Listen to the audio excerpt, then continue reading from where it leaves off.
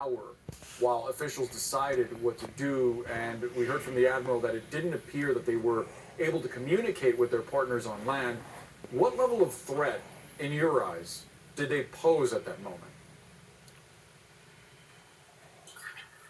Well, obviously, it would help if we all looked at that video of the two survivors and came to our own judgment as to how much of a threat those survivors may have constituted.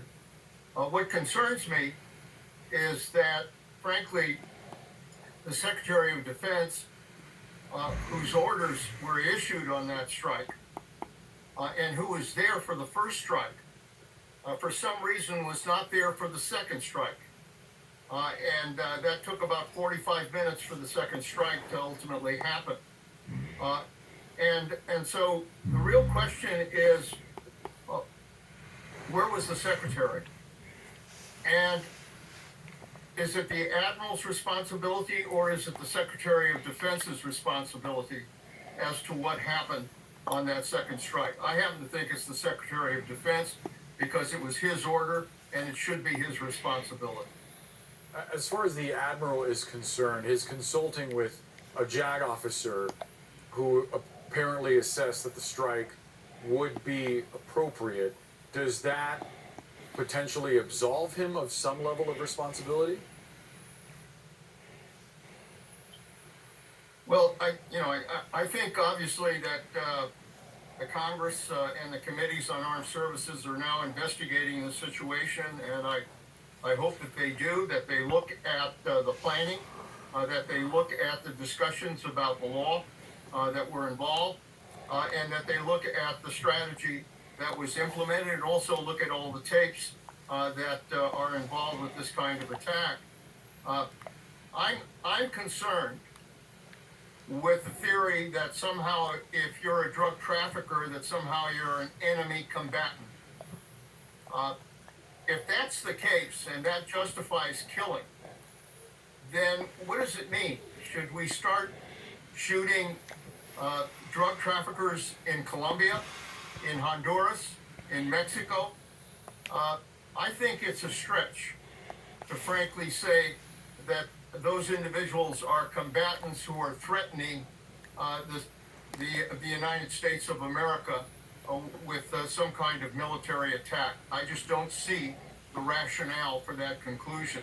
And it raises a lot of doubt about the mission and the kind of strikes that they continue to conduct. There's also the question of how the calculus may have changed after that September 2nd strike, because about a month later, on October 16th, there were two survivors who were detained by the United States and then sent back to their home countries of Ecuador and Colombia. I mean, does that tell you that the strategy perhaps shifted after what happened in September? Well, I think that is a very interesting point.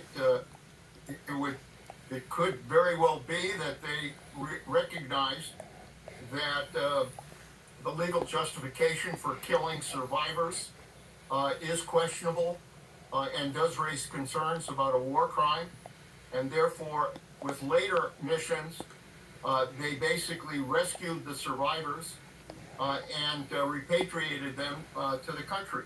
So something changed in terms of the orders and the direction that was provided. And that, I think, is important for the Congress to determine just exactly what were the orders, are they in writing, what do they say, and what exactly is, again, the fundamental purpose of conducting these kinds of attacks. Are we going to continue to do these kinds of attacks? Because, frankly, we have not seen the evidence as to the individuals on board.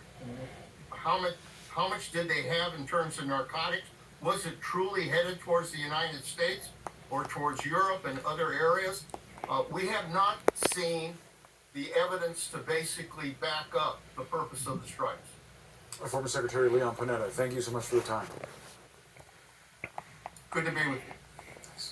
Still ahead, the